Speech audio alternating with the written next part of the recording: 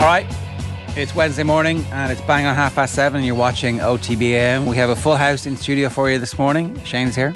Good morning, how are things? Adrian Barry is here. Morning lads, how are you doing? All the way in, Adrian, how are you? Good. Listen, I got the invite, Ger, and I'm not like a Murphy style who'll be like, just crawl out of bed and throw the camera on at home. So make the effort, like. Oh, fair enough. That's a shot fired. Yeah, well, he's not here to defend himself either, which is always the best shot to fire. Does everybody know where Nathan is? Does our audience out there, does the rest of the world know where Nathan is? I mean, I have a strict non-disclosure of where people are on their holidays. Their private lives are their private lives. But Nathan did manage to get the family to go on holidays to Augusta. This is one of the most remarkable achievements that any human being has ever managed in their lives. We're going to the States. Oh, that's an interesting time to go. What's going on? Oh, we'll like take in all the sites. We'll do the whole continent. I just have to disappear to Augusta for 3 or 4 days. And he's got tickets for today, it must be actually, the practice day. So, but and then he's also got the option, if he wants to go over the weekend, he can just turn up over the weekend. So his calendar must be pretty free, I would think. And you say tickets like it's plural, but I don't think anybody's going with him. I think he has tickets for multiple days. Yeah. It's not a family affair. Nathan would be the type who would cry driving down Magnolia Lane, wouldn't he? Like there's a certain type of human being who, for the first time driving down there, would absolutely cry. Do you drive down, if you go in and there's Joe Punter, I think you probably get shuffled in a side entrance and like, Disneyland style, sort of like a secret. But Nathan will go on like he's not Joe Punter. He'll be like, you make a good point. I'm Ireland's most famous broadcaster. Yeah. Put me in, coach. Sorry, we got sidetracked from actually the big news overnight, which is of course that Aston Villa are now in the hunt for a Champions League place, right? This is it. That's big news, yeah. Ollie Watkins is going to be coveted by all of the major teams who don't currently have a centre forward, which would be Manchester United and Chelsea in particular. City, obviously, I think they are sorted. Arsenal probably sorted at the moment, but because there's nobody else who they'll be looking at after last night, is there? No. Unai Emery. No. Is that what you're saying? Like, no, Ollie Watkins is he's burying the Irish lead, the big Bettystown shaped lead. I thought you meant Aston Villa style. Unai Emery for Chelsea, Ger. Too late. He's found his métier. This is where he needs to be. The Harvey Barnes goal is going to get lost. Harvey Barnes' goal was sensational. 3 touches. Yeah. The first touch was outrageous. But anyway, I know that's not what we're here to talk about, is it? No, Bertrand Traoré rescued from the Turkish Super League. Yeah. Comes off the bench, first touch. Indeed, he passes it right to him. There you go, mate. Have one. Yes, indeed. It always helps. Nothing else happened last night of any interest, is it? Liverpool 0-0. It was brutal. I actually had flicked over after the first 10 minutes. The first 10 minutes was one of the most entertaining. Yeah. It looked like a 7-a-side game. There was goal-mouth scrambles at both ends. But apparently it was shite, was it? Most of the scrambles were around the Liverpool goal, I have to say. Chelsea could have been 3 or 4-0 up after that for 5 or 6 minutes. The first half an hour didn't get much better. They had a couple of goals ruled out, obviously, over the course of 90 minutes. How there wasn't a goal actually scored last night is beyond me. 2 very bad defences. It looked like. Can I say that I don't think was the first goal ruled out correctly? Is that not? Does it? The handball from Havertz, was it? No, that's the second one. Sorry, the Reece James one. Yeah. He was offside. He was offside for the first movement. Did he touch the ball? For the was he? I mean, the way the rule's gone, I don't know. I don't really understand it anymore. But it looked to me, unless he touched the ball, in which case obviously he was interfering with play. But yeah, nothing else happened last night that we need to talk about. How are we 4 minutes in? We still haven't said his name. Evan Ferguson. We might as well say it. Come on.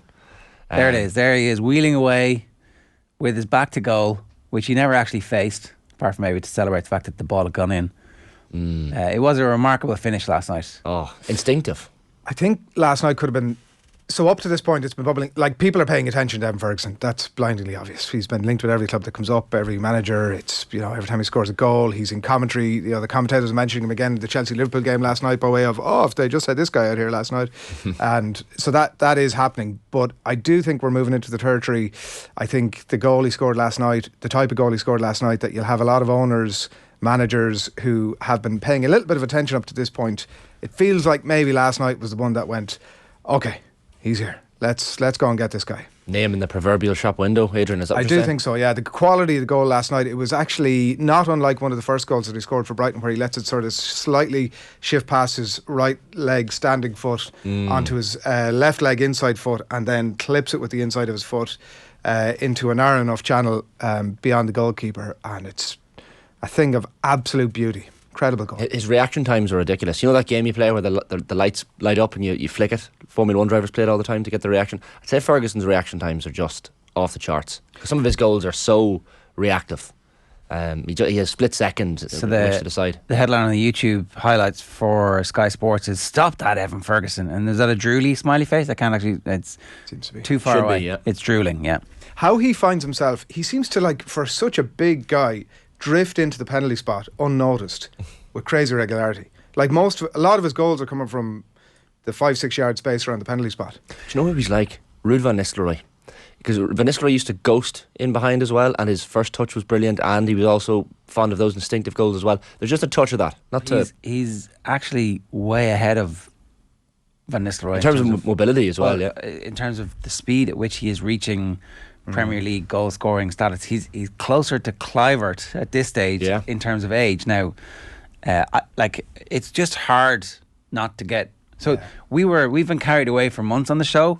We obviously have been, and it's been like really enjoyable. Now it feels like we were underhyped. It feels like we weren't excited enough, even though we were literally talking about this every morning for about an hour. And I was like, we're just going to talk about Evan Ferguson for the rest of the show because it's so exciting. And like, I was going to bed last night going, should I give up supporting Villa and just support Evan Ferguson? It's at that stage now where you'd be like, we've got to go and see him play football like every week. Yeah. Do they think that the kids do? Just start supporting the player? Do Ryanair have like an airport close to Brighton that they could start chartering flights? Remember, everybody used to go to Sunderland and stick on Sunderland jerseys for a little while. Garrick's not far from Brighton. You can go. I wouldn't be getting too married to Brighton, lads. Southend. The longer this goes on, I wouldn't get too married to Brighton. So he signed new terms when he turned 18 in October, if I'm right. And I remember we were talking to Andy Naylor from The Athletic, who covers Brighton, a few months back, and this was like, let's say he had scored 3 or 4 goals for Brighton at that point, and the talent was clear. And I remember saying to him, will they revisit his terms now and offer him new T's and C's as the new offers started to come in? How that hasn't happened already? Apparently, it's London Gatwick is 26 minutes by train service and 35 minutes by road from Brighton. It's pretty quick. Yeah, it's do direct. A team trip over. Very handy. AM from outside Brighton's ground. Oh yeah, we should do it actually. Not that the hype would have reached a peak by that point, but I think it will have. Get into a hotel near the ground, go and watch the game the night before. Hopefully, it'll be a Thursday night game. I'm glad to have had the chance to meet and interview him before this all happened. I'm going to look back and go, Jesus, because that's only months ago, and he hadn't played properly. He hadn't, I think he'd come on for a few minutes against Lithuania maybe, and the hype was already starting. But then he started scoring goals for Brighton, and you're like, this lad. As an Irish football fan, right? Can I just call it out? What we're worried about is that we've another. I don't want to start naming names here, but we've another player who we are all on the hype train about, and it turns out that we are conditioned to believe that at some point the bubble is going to burst, right? Like, we've been here before. It's happened time and time again, and suddenly we're going to be like, oh no. I don't think it's happened to a point where somebody has continued to score goals after the first breakthrough, where it hasn't just been a flash in the pan. Nobody has had it over a sustained period of time. And also, the thing about Ferguson is that he's already been injured and come back from injury. Like, he's already had the bits, and they're managing him properly. I definitely think that he should stay with Brighton for like as long as he possibly can. Brighton's well-run club. They obviously have a brilliant scouting system. They obviously know exactly how to work the global transfer market at the moment, and he should stay there until he is scoring 20 league goals a season. And at that point, the world is your oyster. But at that point as well, you're never going to a team to be a sub or not to be the number 9 that they're buying to win a league. Yeah. And look, he's obviously been brilliantly managed so far. It's the reverse Caoimhin Kelleher experience, isn't it? It's like, I'll go to the big club have been in for me, and that's not I'm not throwing shade at Caoimhin Kelleher. It's a tough gig as a goalkeeper. There's only one gig going, and that's it. But it is the reverse. Evan Ferguson had that option, so and that's why I really appreciate the head that's on his shoulders and the people around him, because Liverpool and Brighton were both in for him. And if you're a young kid from Bettystown and you're playing League of Ireland football and Liverpool come in for you and Brighton come in for you, very hard not to go. 100%. Now, obviously, maybe he would be in the team at Liverpool and they wouldn't have spent all that money on Darwin Núñez or whatever. Shruti says OTB the least reactionary show. It's obviously tongue in cheek, but I would just point out that we've been reacting like this the whole way along. Yeah. We've been carried away from the very start. We've been on this hype train a long time. We've been blowing this guy out of proportion since he scored that League Cup. Was it League Cup or the Cup game against Forest Green? We've been aboard.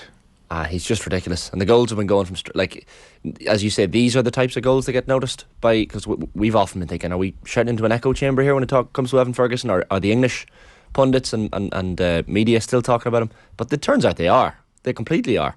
So as you said, Ger, I hope he stays put at Brighton for a while, because the goals are just really starting to come now in a more regular fashion. Adrian, you've done some work on this. I was doing my list. So I thought last night when I saw the goal, I thought, Jesus, he's scoring an unbelievable quality goal. And of course, Ger, I've been on panels before to select the goal of the year. I was on the Republic of Ireland panel a few years ago to select the Ireland goal of the year.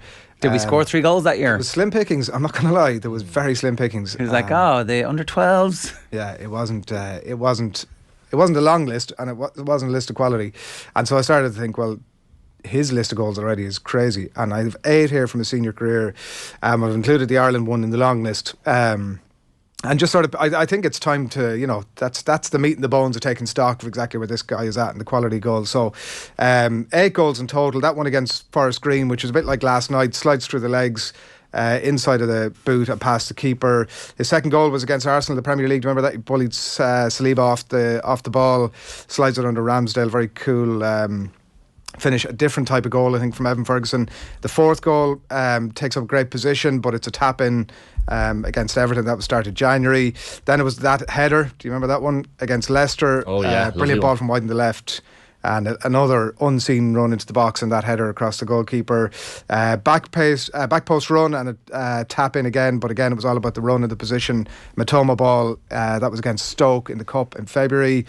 Then there was Grimsby in the Cup 2 weeks ago. McAllister ball in, sort of an awkward height, manages to take it down, great control, great touch, slots it away, scores a second in the same game where he picks it up in the edge of the box, and another just quality, neat finish. There was a stab, the Ireland goal, of course. I'm calling it a stab home after Obafemi puts it back in from the end line against Latvia, and then last night. So from that, I'm going to give my 3-2-1, and I'm going to start with number 3, which I'm going for his second goal, which was the one against Arsenal in the Premier League, where, as I said, he bullies Saliba off the ball under Ramsdale, and it also gets in there because of the quality of the opposition that he's playing. So that's number 3. In at number 2, I'm going for last night's goal.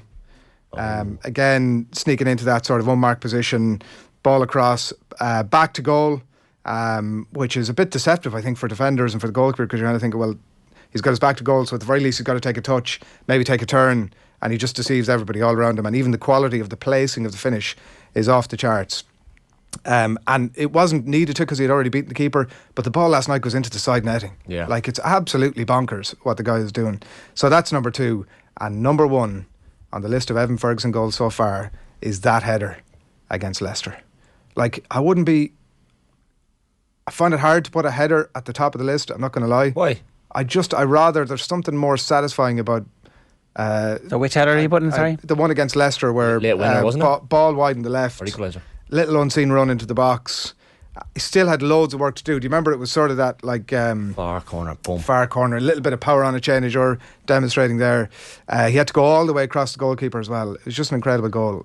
I'm not mad about giving a header, but are you really back heel goal in the Premier League? Is that not automatically like? I just think there was the position. His positioning is always brilliant. That's nearly a given now with Evan Ferguson. So praising his positioning nearly seems wrong, but his positioning for the header, and I just think he had so much work to do. It was a very satisfying goal to look at, and I totally take your point, and for the reasons that I've outlined, particularly with the goal last night. I think anybody can score a header, right? Like, every centre back in the world dreams of scoring a header, but none of them have the audacity or the brilliance to be able to go, yeah, I can just flick this back in, because I've done this. I've scored this goal on FIFA a million times. There's no centre back scoring that header, Joe. That is that was a different kind of header. I remember I'm looking at that header. It was a very, very good header.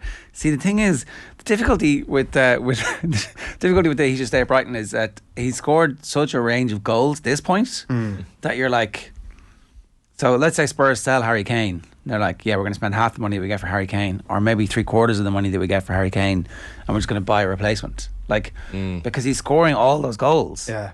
He's not, it's absolutely true, right? He is scoring different types of goals all the time. There's not one thing that you can say, well, this is an Evans. No, he's not a goal hanger. He's not like John Aldridge, which, I mean, obviously John Aldridge is absolutely sensational, and if he goes on to have the same career as John Aldridge, we'd be delighted. But it's a range. He makes a great habit of watching the goals last night back to back, and thank you, Brighton's YouTube channel, for sticking them all together for me and lashing them up there.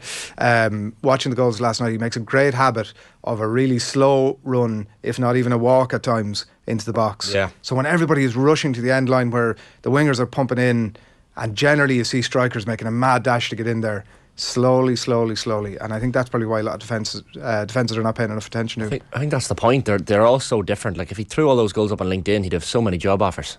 The kid, and the thing is as well, he should have scored a second last night, probably. Yeah, look, it's obviously not the finished article. There was an easier chance later on in the game, and Solly March ball over, kind of leans back again. He's nearly on the penalty spot when he takes that. He's in the right position, I guess. So that's half the battle. But obviously the finish has to be there as well. But look, they go on to win the game. Leaning back slightly, Shane. Bit as too a striker, much. what you'd be saying, you got to get over that, Evan. Ball, you know, here's me giving Evan Ferguson advice on how to score goals. Ridiculous. But no, like that sort of thing will come. You know, but we should be legitimately extremely. If we're not, I mean, we are already, but it's legitimate now. The excitement about this guy is legit. He's almost like in the developmental phase. Like when Robbie Keane was coming up, there was probably that little bit of hype as well. And then he got to the level where you're like, well, he's playing for the top clubs, he's scoring goals regularly. So he kind of, not that we stopped talking about Robbie Keane, but it just became normal. And we're still kind of in the remnants of that phase early on with Ferguson, where it is developmental. We're excited by every single goal, but it's going to get to the point, maybe 6 months, a year down the line, where an Evan Ferguson goal doesn't even make us blink. It's like the green in the teletext. Oh yeah, an Irish player scored. But that's the point where you know he's made it. When we stop getting excited about these goals, it's like, oh yeah, Ferguson scored. I don't know if we're ever going to. It doesn't feel like I'll still get a little bit of butterflies every time. But it's been so long since Robbie Keane was doing it. You know, like it's been so long that we've had like regular goal scorers. It's been so long that like I think there's probably a new era here where you're like, okay, this is not going to happen forever. You know, like John Aldridge scoring goals, and then we had Niall Quinn for a while, and then you have Robbie Keane. Kind of feels like, well, that's just natural. We have strikers of that level, and it's not. It isn't natural. We're lucky to be alive right now, and I think to sort of remind ourselves, right, of the famine. Evan Ferguson makes us lucky to be alive. It's true, honestly. Do you ever think about that? Like the people that are, this is a very Cullen Buhig slot, but the people that make you delighted that you're living in this era. Usually it'd be your family or your friends. No, I mean sports. Oh, there's penguins. Anyway, sorry, what I was going to say was what we should do, just to remind ourselves, like I think at some point the national broadcaster or Virgin or maybe even ourselves at some point over the next, let's say like twice a year, we will rerun one of those like 40 0-0s against Oman, and we should sit down as a nation and rewatch it. And then it just gives a new, fresh appreciation for what's to come. I think you're all right on that one. Let you at it. Some ideas best left on the drawing board. You know the way there's like no bad ideas? Sometimes there are, yeah. Holy God, says Conor Joyce. Brian King says, Clivert, Van Nistelrooy, calm down, lads. I'm just making the point that he's actually ahead of their schedule. So I was looking up Clivert. Clivert was actually 18 when he makes his debut for Ajax and then goes on to top scorer in the Eredivisie that year. So fairly similar in terms of like, but obviously Clivert's playing for Ajax, which has a team festooned with the best players in their team. Relax yourselves, lads, in the comments, because I didn't say he's as good as Van Nistelrooy. I said there are elements of his game that would remind you. I remember you saying. Would remind you of Van Nistelrooy. I'm not saying he's at the level yet. Well, relax. He's ahead of where Van Nistelrooy was at this age. At that age, yeah. I think we're allowed to get carried away with ourselves. Like, why are people? What this policing stuff around sport? Police. I just don't understand it. Get excited, like, come on. You're watching too much rugby, lad, says Andy. Mentioning him in the same sentence with a straight face as Van Nistelrooy, says Conor Joyce. What club does he support? Asks John Claffey. I have it in my mind that he's a United fan. I could be wrong about that. He's a United fan, is he? Yeah? Do we get that confirmed? Well, Cullen is nodding his head vigorously out so there. like he knows. Which we'll ask. We'll ask. If somebody had just done an interview with him recently, Ger, where we could have Did you not ask him? I didn't ask him. No. He'll just say Brighton, won't he? No. Well, Man United, yeah. Right. A particular fondness for Wayne Rooney. Makes sense. The header versus Leicester was real quality, says Bruce Robbo fan club. No centre back is doing that, says somebody else. Centre halves don't have. Where's it gone? Centre halves don't nestle a header in the corner from 14 yards, generating power while at it, says Bruce Robbo fan club. I think some of them do. In fairness, like you've seen Duncan Duffy do that, but like I just think that the header was excellent, but a back heel goal is like an all time. when he retires and they put him in the Premier League Hall of Fame, they'll be like, oh, this is when he was 18, he scored this backheel goal. It's outrageous. The audacity of it all. The thing is, looking at the quality of the 8 goals that he scored last night and trying to draft that list of 3 goals, he is going to score some unbelievable goals for years to come. Now, I do enjoy the fact that we've sort of compared him on one hand to Ruud van Nistelrooy and all the greatest strikers of all time, and then on the other hand, we've like Duncan Duffy going on. It's measure yourselves. Connor's saying because we slag off the English for overhyping a player, but like, I mean, the English overhype every single player. We don't. We kind of do it in small enough ways. We don't overhype every single footballer, do we? Like Aaron Connolly was scoring Premier League goals, and we were excited at that point, but it wasn't like it was that 1 week. Yeah, we do overhype players, but sure, what the hell about it? Like, yeah, fair enough. Yeah, 7:51 this morning. You're watching OTB AM live with Gillette Labs. Got the Ultimate Shaver, your money back Neon Night Edition available now. Here's what's coming up between now and 10 o'clock. We have Gareth Roberts going to talk to us about Liverpool. Vinnie Perth going to preview the weekend of League of Ireland fixtures. John Duggan's going to preview the Masters at 8:45. It is Masters week for you. In the next hour after that, we have Maeve de Burka, former Ireland international, talking to us about the back-to-back fixtures against the United States. We'll also have Kathy McNamee in studio for that one, and we'll play some Dan McDonald goodness from last night. So, Leinster play Leicester on Friday evening. Adrian, what is your level of fear / excitement about this? Certainly more excited than fearful, I think. You'd just be a little bit worried, wouldn't you, about what obviously happened last weekend. But in some ways then, when you kind of reflect from the cold light of day, like Leinster are that team who, they do of course score sort of coast to coast amazing tries at times, but there are times where they just slowly, your expression, Ger, around this is wholly apt. They drag you into the deep water, and before you know it, you're sort of paddling around in the shallow stuff. You've got sunglasses on, go on. I stole that from Emmett Byrne. It's his line. Great one. You're paddling around, sun is shining, this is grand, we're having a nice day out, and before you know it, you're a mile out to sea and your goose is cooked. And that was a little bit what happened, I think, against Ulster last weekend. And yeah, I was interested to listen to Matt yesterday talking about, like, when he said, there was months since these players have been on the pitch together in blue, and that has a factor into it. I bought that straight away, and then I started to think about it a bit more, and then I wasn't so sure because, like, obviously the vast majority, was it 12 of them have been on the pitch against England a couple of weeks previous. Now I look at it, I know there's a different dynamic, and I know that Sexton is missing, and maybe that's the biggest factor of all. Ross Byrne is another week down the line, and these games are going to benefit him in a big way. Leicester, meanwhile, sort of, they might have been a bit hungover. Do you know? Leinster, like, they might actually hungover, literally and metaphorically. Not the sporting, yeah. Like they did the dog on the celebrations for a while, and it's like also, oh yeah, we've got to play Ulster. Great. An Ulster team we play all the time. Yeah. And whereas I was just there was like there was fireworks because we won the thing. Yeah. The thing we're trying to win, we won. The only caveat to that, right, I think, is that Leinster will be, whatever about the URC this year, Leinster, I think, will drive over your granny to win the European Cup. I think that's the underlying narrative around this Leinster team, and like, there probably was a literal hangover from the Six Nations. I think that's absolutely reasonable to say. I do think that they're another week away from that literal hangover. I think that they're another week down the line in terms of planning.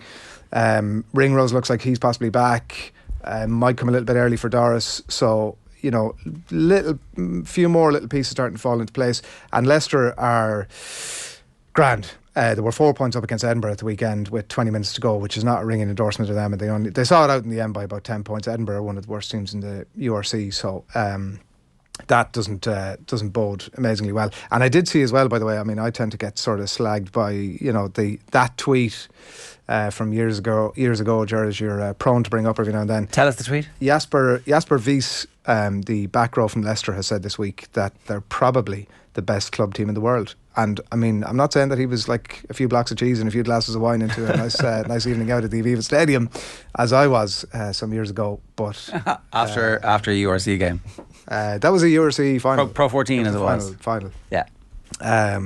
So yeah, and also interestingly, I saw this week, I don't know if anybody's noticed, James Cronin, former Munster front row playing for Leicester now, was out, obviously, put this guy out in the media this week because he'll have some good stuff to say. Was saying that there are busloads I'm going to slightly reword this. Busloads of Munster fans coming up to support Leicester this weekend. That's not right, is it? It is, yeah. It should be. Well, I don't think it should. Oh no, it should be, yeah, of course. But right. are they actually going to do it? Yeah, why not? I think if you're a James Cronin family or friend, that's absolutely fine. Get your Leicester gear on and on up you come. But if you're just a Munster fan who's coming up the road to try and layer it into Leinster, Yes. shame on you. Why? Because support, you were literally a couple of weeks ago down the Aviva or at home on your TV watching the game, shouting on these players, and now you're going to be like, cheering on an English team against an Irish team. Yes. Come on. That's it. That's how sport works. No. You half and half scarf merchants. I'm okay with the half and half. No. If you're a kid, fair enough. No. But you absolutely want your nearest rivals to be slaughtered every time they play. Otherwise, you're not a real fan.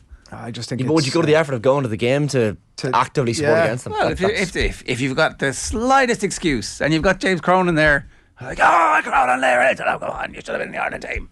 Wasn't that the case a few years ago? Do you remember Munster when Munster used to think that they had a possibility of getting to a Heineken Cup final, and they'd all booked tickets for, was it Glasgow or something like that? I can't quite remember. And anyway, was it the Leicester game actually? And Leinster ended up there, and they all put on the opponent's jersey and went over and supported the opponent. I just think that's mean-spirited. I think it's and a bit hypocritical. I think it's exactly what you should be doing. If the rivalry is a proper rivalry between, like, I don't know what other teams you support, right?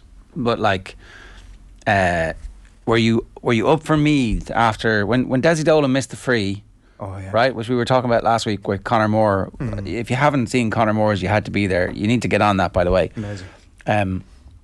You weren't cheering for Meath for the rest of the year then when they went on. Because if you were, there's like a little bit of, well, it's a slightly different dynamic, right? Syndrome. Like if Meath were to, if there was some sort of, if it was a world, like the baseball thing, a world championship, and Meath were to go on to take on like Gillingham. If Meath were to play like a combination of the old Soviet Union and Chairman Mao, you'd still be up for Chairman Mao. You don't raise an unreasonable point, but I did have a weird relationship with Meath in that I used to love that team of the 90s and the 80s. You're just being nice to them. You wouldn't have gone to the games though. If Meath had a game to win an All-Ireland semi-final against, a Tyrone or something, you wouldn't go to the match and actively support against jersey. Well, I think that like if you're just a massive sports fan and like there's very few opportunities for you to see this type of, one, the tickets are affordable, two, they're available, right? Which is not the case for Six Nations games or for November internationals. And so, it's big time. You're going to get to show your kids the Grand Slam winning team. And ideally, from your supporters' culture's perspective, you see the team get beaten. I think there's nothing wrong with this. And if Munster were bussing loads of people up to cheer for, I think that would be a totally fine thing to do. The teams are supposed to be at each other's throats. That's how you drive standards. That's how you drive fan culture. And this is for me, it all comes back to we're just going to take a bunch of kids from Leinster and we're going to transplant them into Munster. And it doesn't work because it actually washes away parts of this bit where you're supposed to be trying to slit each other's throats in a professional sense. I don't, the GA comparison, I'm not having. And I just think that just something very mean-spirited about it. And also, like, you're bringing your kids up to go, we need to hate this shower. And the kid is like, I know, but like we've knocked out, we're not playing them. Why are we sitting there hating them? Like, I mean, we can have rivalry against them, and we should hope to beat them whenever we beat them. Because then it's not a real rivalry. Well, it's not really a real rivalry anyway. Well, then that's the problem, and that's going to hold us back forever. Sorry, by the way, I've nothing against obviously Munster fans are going to be supporting Leicester on Friday night, but the point is actually physically buying your ticket, getting up from Limerick or the depths of Kerry or Cork, wherever it is, and going to support Leicester. That takes effort. You've been an Ulster fan, Shane. Who will you be supporting at the weekend?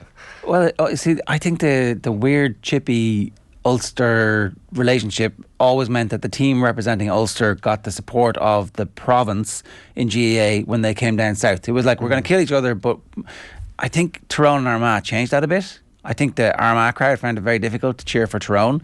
And were the Galway fans always cheering for Mayo in All-Ireland finals? No, definitely not. So were they actively supporting whoever it was? I would say so, yeah. Right, so what's wrong with that? What's the difference there? Nothing's wrong with that, but they wouldn't go to the matches. Well, with the there's jersey loads on. of There's jersey on TV. The jersey on thing, you made that up, right? That's just this is what I think James Cronin was. And loads of them would go to the games because it's an All Ireland semi-final and final, and you're just a fan. So you're absolutely going to those games. But like loads of people are, and if you live in Dublin and it's easy for you to go, you're absolutely going to the game. I think there's nothing wrong with this. Nothing wrong. But that's an inter-Ireland rivalry as well. Yeah. I think that when you bring that's what this is, an inter-Ireland rivalry. No, but I'm talking about the Leicester game. Yeah, but you're asking me, right? You're as someone from Ulster. Who are you supporting? I want Irish players to experience as much winning this year as is possible. If Leinster can go all the way in the Champions Cup, which I think they will, then all the better for Ireland later this year in the World Cup. I don't think there's a single Munster fan who wants Leinster to win their 5th star and rub it into them. You're mad. You're absolutely mad if you think there are Munster fans out there. Them. To be honest, like, look, I'm not not saying anything controversial by saying that it's not really a playing rivalry at the minute. The results will just tell you that. That's not trying to rile anybody up. It's not like some sort of an outrageous statement. I don't think that that's where Munster fans are at right now. I think that ship has sailed for now. Hopefully it comes back. And in the meantime, they're just delighted for our Grand Slam boys to keep on winning and they don't have to be delighted about it, but I just think supporting the opponent is such. It can benefit Ireland later in the year, Ger. Including Munster fans. They'll be as happy as anyone if Ireland can win a World Cup. They won't. They'll be complaining about the lack of Munster representation, which we've just seen. Anyway, I'd love to hear from the Munster fans. Leinster or Leicester this weekend? Who you got, folks? You can text us 087 9180 180. You can leave a WhatsApp on that if you want, or you can get in our YouTube comments right now. Team Munster, Team Leicester, Team Leinster. Who are you for?